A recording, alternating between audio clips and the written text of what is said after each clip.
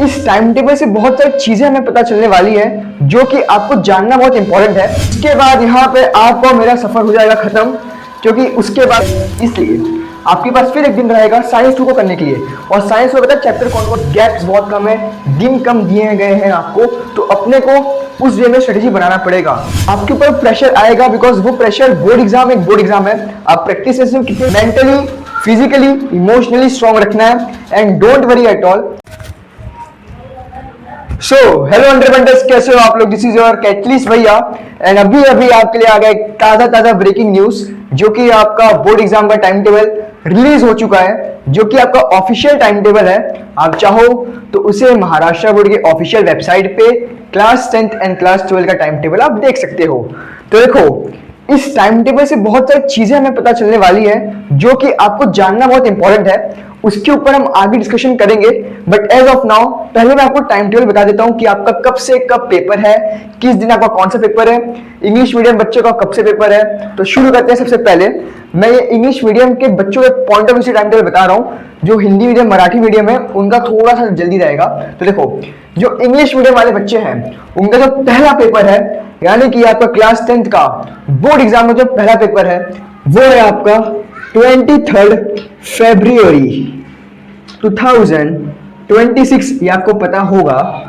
Paper है आपका मराठी। क्या समझे? कितने से कितने तक है?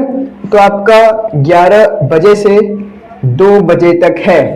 अब ये आपका पहला पेपर हो गया। देखो, आपका 3 लैंग्वेजेस होंगे, इंग्लिश, हिंदी, मराठी। तो जो इंग्लिश मीडियम के बच्चे हैं उनका जो पहला लैंग्वेज रहेगा वो मराठी का रहेगा। हमारा भी पहला पेपर मराठी का ही था। उसके बाद जो आपका नेक्स्ट पेपर है वो है आपका अच्छा खासा गैप के बाद, जो है आपका 27 फरवरी को, दैट इज 27 फरवरी 2026। वो है आपका इंग्लिश का। टाइमिंग उसका सेम है, 11 AM to 2 PM। जो आपका जो नेक्स्ट पेपर है उसके लिए भी आपके पास अच्छा खासा ठीक ठाक सा गैप है, जो कि आपका 4 मार्च को है 2026।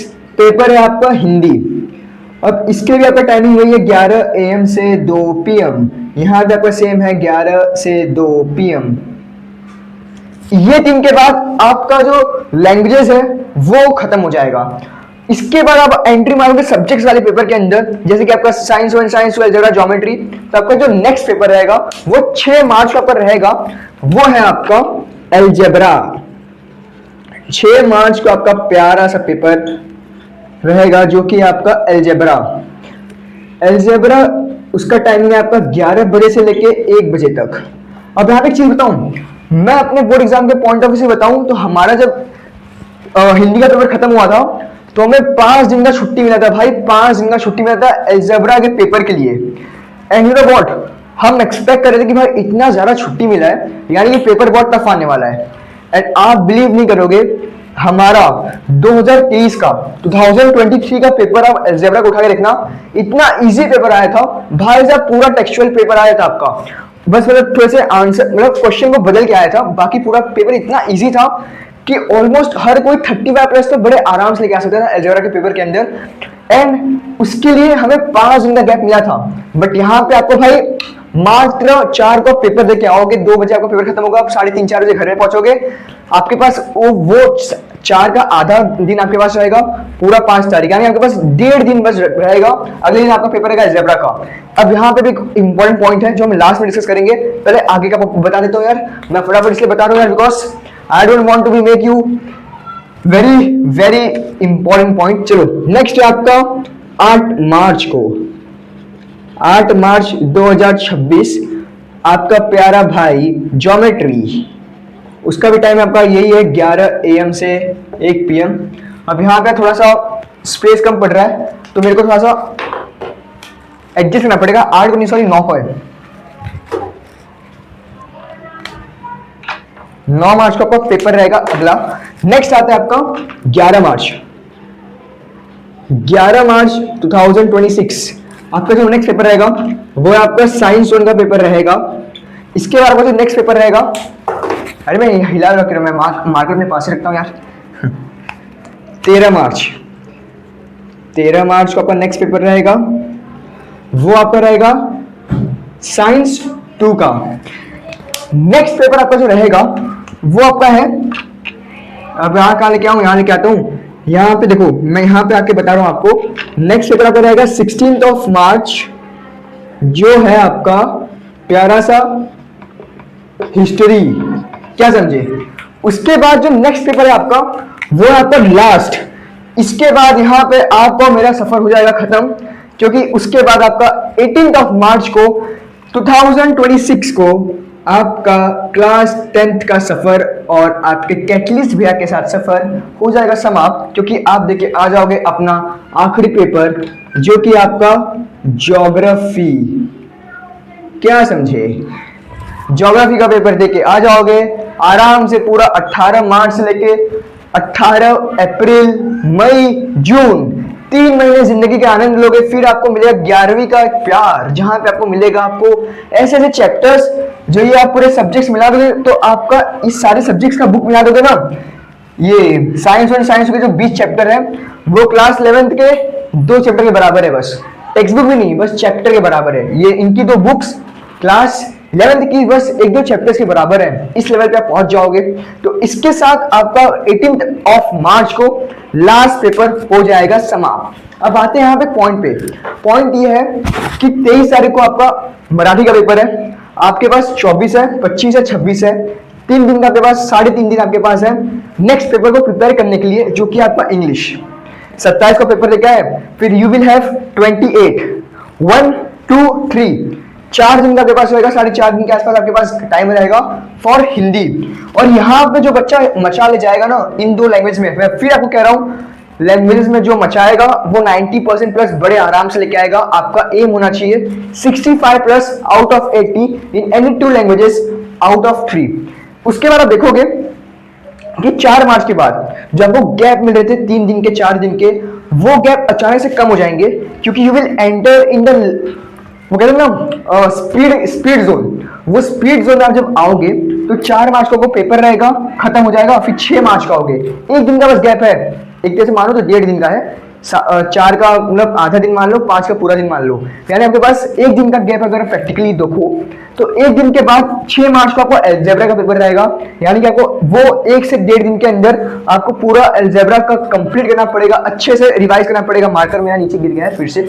उसके बाद नेक्स्ट आओ, फिर आपके पास ज्योमेट्री के लिए ठीक है 7, 8 2 दिन है आपके पास। हमारे साथ क्या हुआ था, I guess if I am not wrong, algebra के 5 दिन का छुट्टी मिला था, ज्योमेट्री के साथ 1 दिन का छुट्टी मिला था if I am not wrong. और ज्योमेट्री का पेपर टफ आ गया था, बट मेरा बड़ा अच्छा चला गया। मुझे साल भर ज्योमेट्री टफ गया, बट बोर्ड एग्जाम में ज्योमेट्री में 4 के आया, 38 प्लस मेरा आया, मैं श्योर हूँ। श्योर था उस टाइम पे भी, इस टाइम पे भी श्योर हूँ, 39 मेरा आया ज्योमेट्री में। बट अलजेब्रा इतना इजी पेपर आया था, उससे मैं बड़ा कांड करके आया था। उसके पीछे भी एक साइकोलॉजिकल कारण था, ऐसा नहीं था कि मुझे आता नहीं था, साइकोलॉजिकल कारण था जो आपको समझ में आएगा, मैं आपको आगे बताऊंगा। इसको साइड करते हैं। 11 मार्च को पेपर देके आओगे, फिर आपके पास 1 दिन रहेगा, 13 मार्च को आपका रहेगा साइंस 1 का पेपर। फिर एक सेकेंड, 11 मार्च का पेपर रहेगा साइंस 1 का, 13 मार्च को रहेगा साइंस 2 का। साइंस 2 के लिए भी अब यहाँ पे आपके साथ सीन होने वाला है। जो बच्चे अभी साइंस 2 में वर्क नहीं करेंगे, वो अगर आप सोचो कि मैं लास्ट मोमेंट में साइंस 2 कर लूंगा, नहीं हो पाएगा भाई। अब यहाँ पे आपको खुद टाइम टेबल बता रहा है कि वो चाहते हैं भाई बच्चे को प्रेशर रहे, जो उनको गैप मिलते थे वो गैप ना मिले, क्योंकि अगर गैप मिलेंगे तो बच्चा ऐसे भी सब बच्चों को सारी चीज उनके पास अवेलेबल है, तो थोड़ा सा प्रेशर बनाना चाहते हैं ताकि बच्चों को गैप ना मिल पाए, ताकि बच्चा एक साइकोलॉजिकल प्रेशर में और गलती करके मार्क्स कमाए और वो रिकॉर्ड सही रहे। इसलिए आपके पास फिर 1 दिन रहेगा साइंस 2 को करने के लिए। और साइंस में पता है चैप्टर कौन कौन से, animal classification, introduction to microbiology, इस टाइप के टफ चैप्टर्स भी हैं। तो आप 1 दिन में उनको लगाओगे तो बाकी चैप्टर्स को कैसे रिवाइज कर पाओगे। इसलिए अपने को अपना अलग स्ट्रेटेजी बनाना पड़ेगा एज पर टाइम टेबल, क्योंकि हम अभी तक हमारे पास जो टाइम टेबल नहीं आया था, बट टाइम टेबल ऑफिशियली आ गया है, तो हमें एक अलग प्लानिंग करना पड़ेगा कि हमें किस प्लान से आगे अपना कहते ना गाड़ी चलाएं, ताकि यहाँ पे हम जाएं तो बिना किसी स्पीड ब्रेकर का मचाक के आए। 13 मार्च का साइंस का पेपर देके आओगे, फिर आपके पास गैप रहेगा 14-15 का, 2 दिन का छुट्टी रहेगा, आराम से हिस्ट्री को पढ़ना, हिस्ट्री में 4 के आना। एंड लास्ट पेपर आपका रहेगा 18 मार्च 2026, दैट इज ज्योग्राफी। वो आपका लास्ट पेपर रहेगा, उसके लिए आपके पास एक दिन का गैप रहेगा, दैट इज 17th का। देख रहे हो 17th का गैप रहेगा, 18th का पेपर रहेगा। इसके बाद आप भी फ्री हो जाओगे एंड अपने क्लास 10th से भी, एंड आप फ्री हो जाओगे अपने कैटलिस्ट भैया से भी। यहीं पे हमारा हो जाएगा सफर समाप्त एंड इसी के साथ आप अपने स्कूल जर्नी को कर दोगे टाटा बाय बाय, मारोगे एंट्री अपने हायर स्कूल लेवल पे, दैट इज 11th-12th में। वहां पे अपनी अलग जर्नी चालू हो जाएगी। Whether you will go for the science, you will take for science, so you will go for the JEE CET NEET, if will take commerce, तो शायद आप सीए ये सब में जाओ, आर्ट्स लोगे तो आप यूपीएससी के टाइप पे किसी भी चीज में जाओ, तो वहां से आपका एक अलग डायरेक्शन चालू हो जाएगा। बट मेरा आपका ये था, सारे आपको टाइम टेबल अच्छे से बता दिया हूँ। यही बताया कि आपके पास गैप्स बहुत कम है, दिन कम दिए गए हैं आपको, तो अपने को उस वे में स्ट्रेटेजी बनाना पड़ेगा। अगर आप चाहते हो कि detailed strategy video as per time table, तो कमेंट सेक्शन में कमेंट कर देना detailed strategy video as per time table. मैं कुछ दिनों के अंदर एक प्रॉपर परफेक्ट एनालिसिस के साथ, परफेक्ट प्लानिंग के साथ आपके लिए वीडियो लेके आऊंगा कि आपका क्या अप्रोच होना चाहिए इन टाइम्स पे, कि ताकि आपके ऊपर प्रेशर भी ना आए, लोड भी ना रहे आपके ऊपर, आप मचा के आओ पेपर में। बिकॉज इस टाइम पे बच्चे सच में बहुत प्रेशर फील करते हैं। नो मैटर आप सेमेस्टर में परफॉर्म करो, उससे इतना ज्यादा फर्क नहीं पड़ेगा, बट एट द एंड आपके ऊपर प्रेशर आएगा। बिकॉज वो प्रेशर, बोर्ड एग्जाम एक बोर्ड एग्जाम है, आप प्रैक्टिस में कितने भी शॉट्स मारो अच्छे अच्छे, बट जब रियल मैच में जाते हो तो थोड़ा सा प्रेशर रहता है कि यार कैसा होगा, मतलब कैसे टाइप्स के बॉल आएंगे, कैसा अगर मैं परफॉर्म नहीं कर पाया तो क्या होगा, बहुत सारे थॉट्स आते हैं। इसलिए अपने आप को मेंटली, फिजिकली, इमोशनली स्ट्रॉन्ग रखना है and don't worry at all, your catalyst भैया is with you till the last. अभी भी कह रहा हूं, आप जो मैं बोल रहा हूं उसे आप फॉलो करो, अच्छे से फॉलो करोगे तो आप मचा के आओगे, इसकी गारंटी मेरे ऊपर है। मैं खुद लाया है एंड अगर नहीं भी लाया तो मैं आपको उस लेवल पे गाइड करता कि आप ला सको। तो बट अरे ऐसा सोचा कि नहीं लाया, लाया है, परसेंटेज अच्छी, तो आपको मैं प्रूफ दिखा दूंगा 93.40, वो तो मैं बता रहा था आपको। एंड एक और चीज, अपना अभेद्य सीरीज अब खत्म होने वाला है, ज्योग्राफी का ब्रह्मास्त्र सीरीज चालू होने वाला है। मुझे एक डाउट है, आपके हिसाब से क्या करना चाहिए? ब्रह्मास्त्र सीरीज को मैं शॉर्ट के फॉर्म में अपलोड करूं, शॉर्ट वीडियो के फॉर्म में साइंस 1 साइंस 2 का, या फिर लॉन्ग फॉर्म में अपलोड करूं? मैंने एक पोल डाल दिया था सुबह, तो उस पर जाके प्लीज वोट कर देना। मेजोरिटी विंस, जैसा जनता हमारे प्यारे बच्चे का जो वोट रहेगा उसके हिसाब से मैं करूंगा। मुझे कोई भी प्रॉब्लम नहीं है, चाहे लॉन्ग में लेके आना है, चाहे शॉर्ट्स में लेके आना है, मेरा काम है लेके आना है, मैं लेके आऊंगा, आपको बेस्ट कंटेंट प्रोवाइड करूंगा एंड उस लेवल का कंटेंट प्रोवाइड करूंगा कि एक्चुअली आपका परसेंटेज में आप ग्रोथ देख सको। आप यहाँ हो तो आप यहाँ पे आ सको अपने बोर्ड एग्जाम से पहले, एंड जो कि मैं करके रहूंगा। बस आपको अपने साइड से वो हार्डवर्क, वो एफर्ट्स मानना रहेगा। मेरे साइड से आपको ये जो 3x4 का जो बोर्ड है उसमें आपको बड़े अच्छे से सब चीजें मिलेगा, उसका टेंशन मत लेना। That's all from this video. तब तक के लिए tata bye bye and 15 epoxy painting.